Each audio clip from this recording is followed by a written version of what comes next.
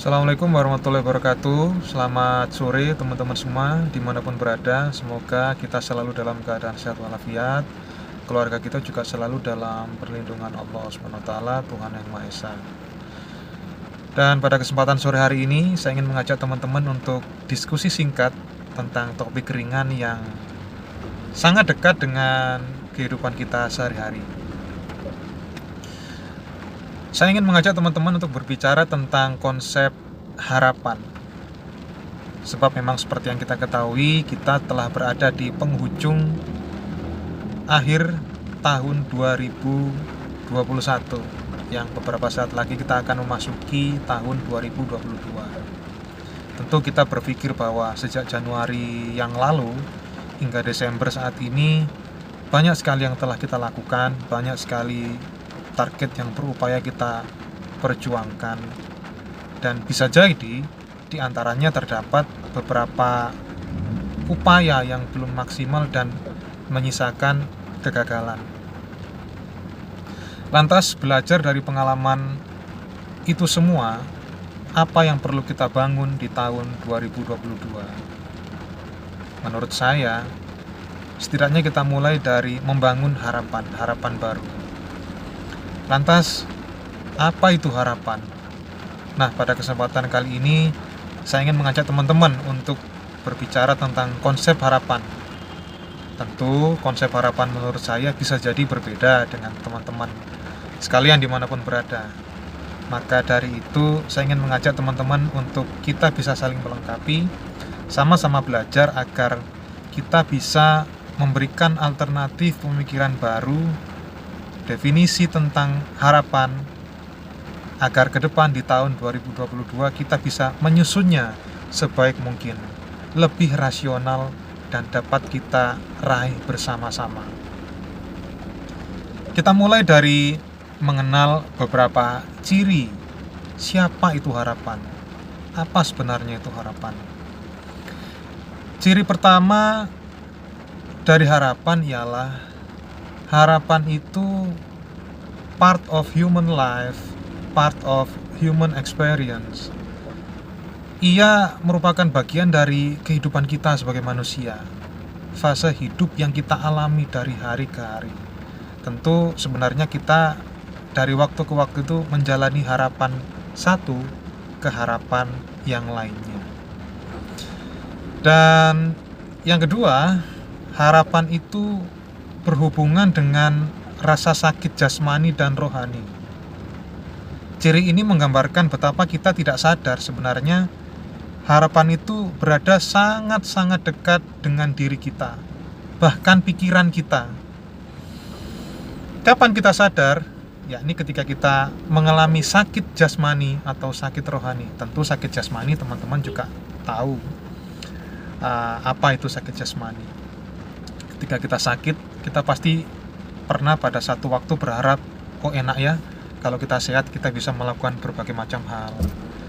Dan sakit rohani bisa jadi ketika kita merasa tertekan, tidak mampu melaksanakan berbagai macam hal, atau tidak mampu meraih target yang telah ditetapkan.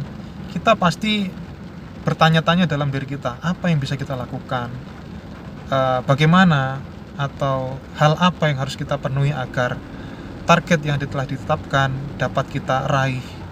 Maka dalam kondisi tertekan seperti itu, kita sedang membangun harapan untuk mewujudkan berbagai macam impian yang telah kita tentukan di hari-hari yang telah lalu. Ciri ketiga dari harapan ialah eksistensial. Definisi eksistensial itu ialah harapan memiliki pengertian tentang upaya yang kita lakukan untuk menghidupkan harapan itu sendiri. Jadi dalam rangka mewujudkan harapan, maka logika sederhana kita sebagai manusia itu selalu berkeyakinan bahwa hari esok itu akan lebih baik dari hari sekarang.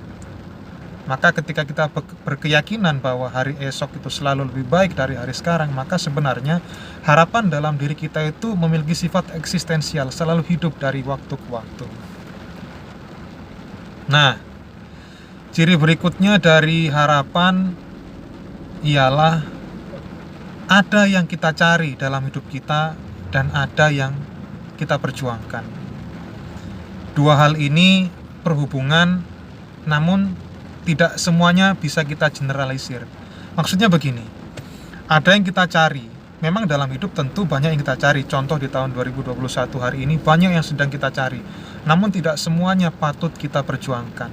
Disitulah harapan mengajarkan kita untuk lebih bijak menentukan mana yang bisa kita raih, mana yang bisa kita cari, dan mana yang patut kita perjuangkan.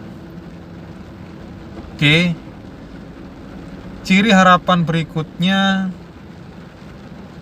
ia mengantarkan kita pada jalan hidup, way of life. Jadi apa yang kita yakini, apa yang kita cari dan kita perjuangkan, tanpa kita sadari, setelah kita raih, akan menjadi jalan hidup kita, akan menjadi penentu dari apa yang kita lakukan dari waktu ke waktu hingga masa yang akan datang. Misal profesi, tanpa kita sadari, kita tidak pernah rencanakan sebelumnya kita ingin menjadi seorang apa. Namun dalam perjalanan waktu, setelah kita mendapatkan apa yang kita jalani hari ini, perlahan namun pasti apa yang kita jalani menjadi profesi, jalan hidup kita. Kira-kira begitu. Ciri selanjutnya harapan ialah dia selalu berevolusi, karena kita tidak pernah bisa memungkiri bahwa dari waktu ke waktu kita memiliki berbagai macam rencana yang ada dalam pikiran kita.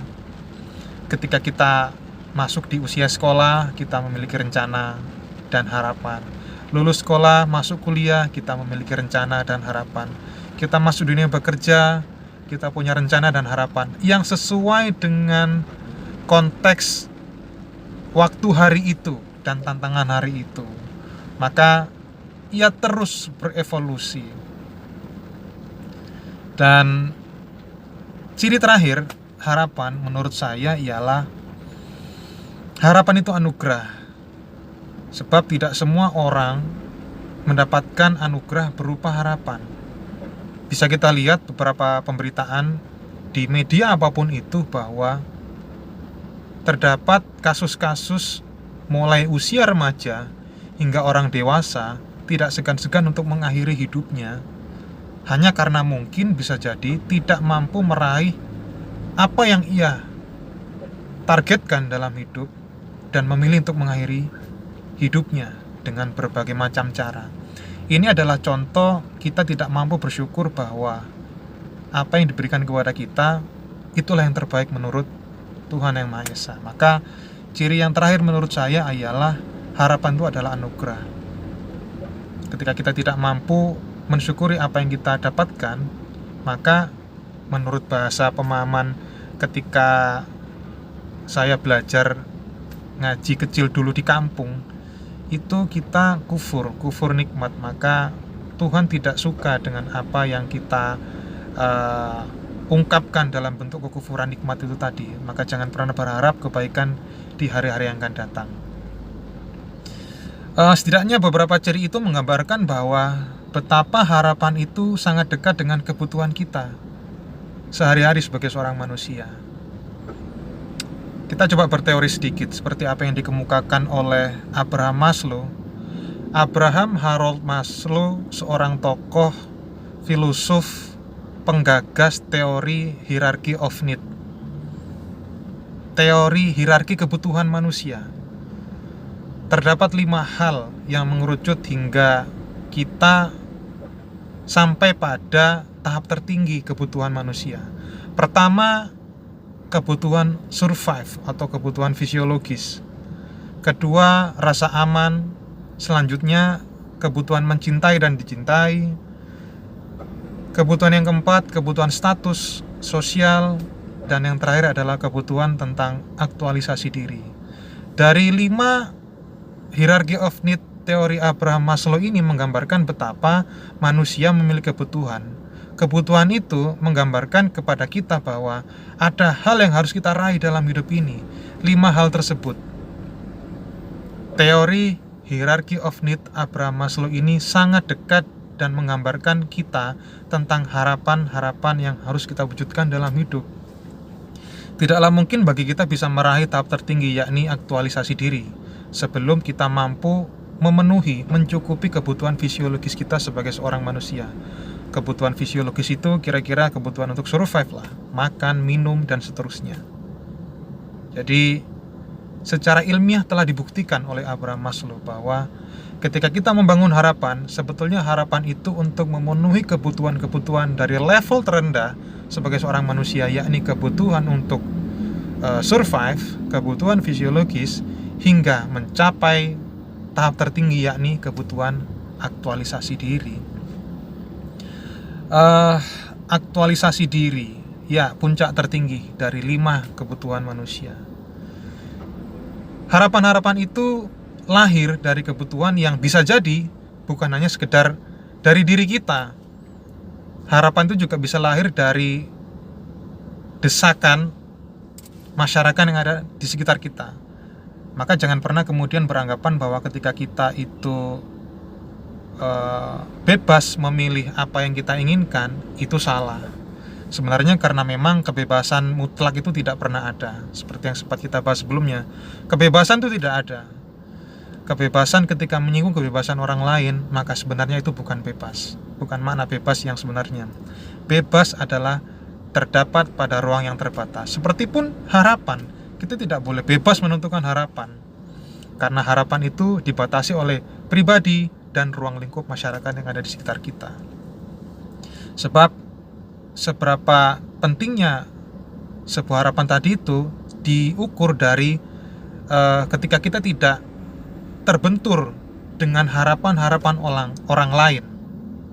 Kira-kira konsep tentang pemikiran hierarchy of need Abraham Maslow sederhananya demikian. Walaupun sebetulnya kita boleh saja, namun pada saat proses penerapannya kita tidak boleh berbenturan dengan harapan-harapan orang lain. Karena penting.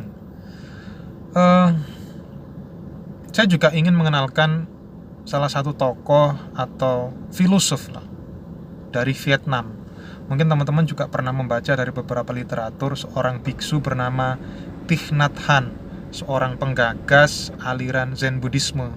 Beranggapan memang seperti yang kita bahas di awal tadi, harapan itu sangat penting. Jika kita percaya bahwa hari esok akan lebih baik, maka kita akan mampu menanggung beratnya beban hari ini. Begitupun ketika kita berupaya untuk memenuhi di tahap terendah dari kebutuhan fisiologis kita, menurut teori Abraham Maslow, tidak tercapai, kita tidak mampu naik ke tahap selanjutnya di tahap untuk mencapai level mencari rasa aman, maka bisa jadi kita merasa terpuruk. Namun ketika kita beranggapan bahwa masih ada hari esok yang akan lebih baik, tentu itu akan membuat hari-hari yang kita jalani untuk menerima kegagalan, memenuhi kebutuhan fisiologis itu akan lebih tenang, lebih bijak untuk menentukan rencana selanjutnya, meraih berbagai macam target di hari-hari selanjutnya untuk mengejar tangga hierarki kebutuhan, yakni untuk mencapai rasa aman hingga puncak tertinggi, yakni aktualisasi diri. Sebab memang menurut Biksu Thich Nhat Hanh, seorang filosof dari Vietnam ini, kekuatan kita sebagai seorang manusia itu berasal dari pikiran. Pikiran itu adalah pintu dari segala sesuatunya untuk menentukan berbagai macam harapan yang akan kita bangun di masa-masa yang akan datang. Dia juga beranggapan selain pentingnya pikiran, kita harus menata berbagai macam komponen terkecil yang menyusun pikiran yang ada dalam kepala kita. Kita perlu berhati-hati. Seperti pernyataan dari Biksu Thich Nhat Hanh yang sangat populer, dia juga mengadopsi dari seorang tokoh filosof besar di Cina, yakni Lao Tse, yakni jagalah pikiranmu, karena pikiranmu akan menjadi kata-kata. Jagalah kata-katamu, karena kata-katamu akan menjadi tindakan. Jagalah tindakanmu, karena tindakanmu akan menjadi kebiasaan. Jagalah kebiasaanmu, karena kebiasaan akan menjadi karakter. Jagalah karaktermu, karena karaktermu akan menuntunmu pada nasib. Maka betapa nasib yang kita katakan sebagai kutukan ketika kita tidak mampu meraih target yang kita inginkan, kita pasti pernah berkata bahwa oh, ini sudah karena nasib. Sebenarnya menurut konsep Biksu Thich Nhat Hanh, bukan demikian. Semua bermula dari kesalahan kita menyusun harapan-harapan yang ada dalam diri kita. Sebab ketika kita mampu memaksimalkan kekuatan berpikir, menyusun harapan serasional mungkin, maka bukan tidak mungkin dalam perjalanannya kita bisa meraih apa yang kita inginkan dan tidak menyalahkan nasib.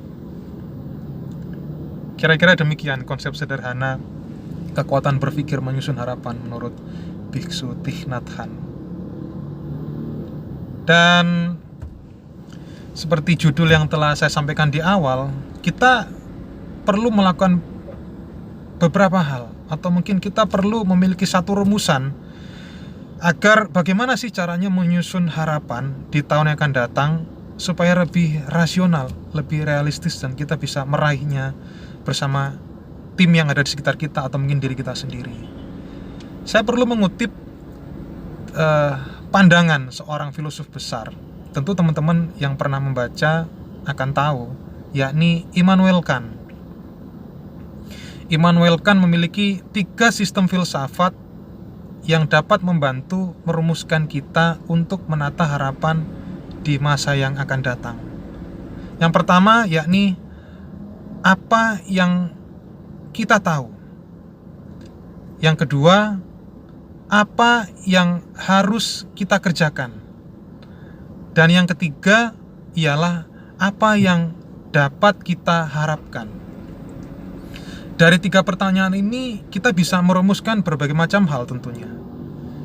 Dengan background latar belakang apapun kita.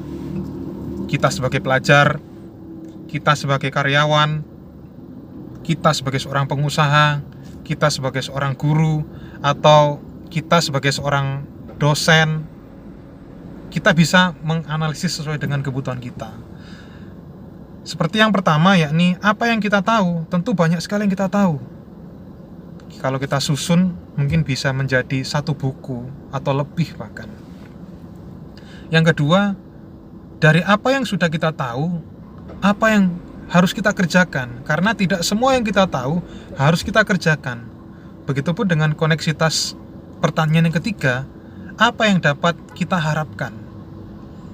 Dari apa yang sudah kita tahu, apa yang kita kerjakan, belum tentu semua yang kita kerjakan dapat kita harapkan. Maka dari ketiga pertanyaan sistem filsafat seorang Immanuel Kant ini dapat disimpulkan bahwa semua pencapaian yang kita raih, apa yang kita kerjakan, itu belum tentu berawal dari seluruh target rencana yang kita tetapkan di awal sebelum kita melangkah. Maka sistem filsafat ini mengajarkan kita tentang keikhlasan, karena tidak semua yang kita tahu, tidak semua yang kita kerjakan dapat kita harapkan hasilnya. Kita belajar untuk berpikir sederhana bahwa pencapaian tertinggi dari harapan ialah kita pasrah dan beranggapan bahwa semuanya adalah anugerah terbaik dari Tuhan Yang Maha Esa. Maka sekecil apapun yang kita raih di akhir tahun 2021 ini sebenarnya ialah anugerah terbaik dari Tuhan yang telah diberikan atas perjuangan yang sudah kita lakukan 1 tahun yang lalu. Saya ingin mengutip argumentasi sekali lagi dari seorang budayawan, seorang sastrawan besar yang lahir di Bulgaria namun hari-harinya dijalani di New York, Amerika, yakni Maria Popova. Maria Popova itu pernah beranggapan atau mengeluarkan pernyataan berpikir kritis dan mengkritisi ide, pikiran, dan gagasan orang lain dengan membuang harapan hanya akan menghasilkan sinis, atau bahasa hari ini adalah nyinyir. Orang bisanya cuma kritis saja, mengkritik terus tanpa memberikan harapan. Itu bahasa lain dari nyinyir. Maria Popova melanjutkan pernyataannya, yakni begitupun kebalikannya. Ketika kita memberikan harapan saja tanpa dilengkapi kritik yang seimbang, maka tak ubahnya hanya menghasilkan kenaifan. Semua seakan-akan terlihat baik tanpa ada kejelekan sedikit pun, maka kita tidak berupaya untuk memberikan gambaran yang sebenarnya kepada siapapun, entah itu orang lain atau diri kita, bahwa sebenarnya yang terjadi di luar sana itu tidak sedang baik-baik saja. Kita perlu berhati-hati dan mengkritisi setiap rencana yang akan kita lakukan. Maka dari dua pemikiran seorang Maria Popova ini, kita diajarkan tentang agar bijak menyusun berbagai macam harapan yang akan kita kerjakan. Berpikir kritis dan mengkritisi itu dua hal yang berbeda. Maka kita tidak boleh pula melupakan harapan. Harapan pula tidak boleh ditinggalkan dengan sebuah kritik agar terjadi keseimbangan. Tidak seperti hari-hari belakangan ini, mungkin kita membaca kondisi, kalau kita menyinggung sedikit tentang kondisi politik di negara kita, kan terjadi dua kubu itu, seperti yang disampaikan oleh Maria Popova. Ada yang jago kritik saja tanpa solusi, dan ada yang jago iya bapak, iya ibu saja tanpa menyampaikan kritik agar terjadi keseimbangan dalam berbangsa dan bernegara. Maka lucu kalau kita lihat sebagai rakyat kecil seperti kita ini, bahwa orang-orang yang berposisi sebagai seorang yang luar biasa, jabatan hebat, terkadang masuk dalam salah satu kubu yang telah saya sampaikan tadi. Ya, kita cukup tertawa saja sebagai seorang rakyat biasa. Biarkanlah mereka kemudian di atas sana yang mengurusi hajat hidup kita ini merencanakan berbagai macam hal yang terbaik bagi bangsa ini. Oke, teman-teman, mungkin sampai di sini teman-teman memiliki konsep yang berbeda. Kita bisa saling melengkapi, bisa diletakkan di kolom komentar. Dan betapa pentingnya sebuah harapan. Saya ingin menutup obrolan kita sore hari ini tentang harapan dengan mitologi. Di awal video saya sering membuat cerita tentang mitologi Yunani. Jadi kali ini saya ingin menyampaikan cerita mitologi Yunani tentang harapan. Tentu teman-teman pernah mendengar cerita tentang kotak Pandora yang digunakan sebagai istilah di berbagai macam media. Kotak Pandora itu sendiri bermula dari cerita mitologi Yunani tentang konsep harapan. Pandora itu sendiri seorang tokoh atau seorang figur di cerita Yunani kuno tentang seorang wanita yang pertama diciptakan di dunia. Dialah bernama Pandora, yang kemudian seorang Pandora ini ingin menikah dengan seorang titan yang bernama Epimetheus. Namun di tengah proses rencana pernikahannya itu terselip sebuah cerita. Cerita apa? Zeus, seorang penguasa langit dan dewa petir, itu marah kepada seorang titan lainnya, kakak dari Epimetheus, yakni Prometheus. Prometheus ini juga memiliki kesalahan fatal yang membuat Zeus sebagai bapaknya dewa itu marah karena Prometheus membawa api di dunia para dewa diberikan kepada manusia. Maka sebagai bentuk marahnya seorang Zeus kepada Prometheus, Prometheus dihukum, ditali di gunung Olympus, kemudian dadanya dimakan oleh burung elang Kaukasus, hancur hidup lagi, kemudian sampai pada hari akhir. Dan hukuman bagi manusia yang menerima api itu ialah kotak Pandora, sebuah kotak yang sangat indah yang diberikan kepada Pandora pada saat di hari pernikahannya dengan Epimetheus. Namun pada saat pernikahan itu terjadi, Prometheus mengingatkan kepada Epimetheus dan Pandora bahwa jangan dibuka kotak yang diberikan oleh Zeus, karena Zeus dalam beberapa waktu belakangan ini sedang marah kepada kita karena saya membawa api kepada dunia manusia. Hati-hati, jangan-jangan di dalam kotak itu ada sesuatu yang tidak baik bagi kita semua. Namun rasa penasaran yang membuat Pandora dan Epimetheus bertanya-tanya apa isi kotak itu membuat dia terdorong untuk membuka isi kotaknya. Dan benar saja kemudian ketika kotak itu dibuka, Epimetheus dan Pandora terkaget-kaget karena yang keluar dari kotak itu adalah kejahatan, penyakit, bencana, dan berbagai macam penderitaan yang menghancurkan sistem kehidupan manusia di dunia. Betapa sedihnya Pandora dan Epimetheus karena dia menjadi penyebab kehancuran dunia manusia saat itu. Namun di tengah kesedihannya, Pandora melihat sebuah isi terakhir di kotak tersebut. Isi yang kelima. Ketika diambil, isi tersebut ialah harapan. Ya, harapan berada pada posisi terakhir di antara betapa beratnya isi kotak-kotak yang telah keluar dari hadiah Zeus kepada Pandora. Maka begitulah indahnya gramatikal gaya bercerita mitologi Yunani memberikan pesan kepada kita bahwa jangan terlalu bersedih, jangan terlalu kita merasa berat hati ketika kita menjalani berbagai macam beban dalam kehidupan kita, karena kita harus percaya setelah satu kesulitan akan datang dua kemudahan. Kita harus meyakini itu, karena kita sebagai seorang umat yang beragama tidak akan pernah lepas dari pertolongan Tuhan Yang Maha Esa. Asal kita yakin dan percaya bahwa setelah satu kesulitan akan datang dua kemudahan. Oke, setidaknya itu konsep harapan menurut saya.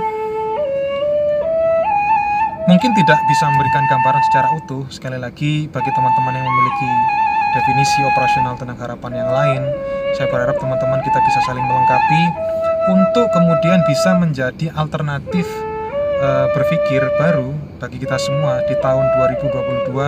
Kita bisa menyusun harapan-harapan baru agar ke depan di tahun 2022 kita bisa meraihnya secara bersama-sama. Terima kasih telah menyaksikan tayangan ini. Semoga ada guna dan manfaatnya buat teman-teman, terutama buat saya. Sekian.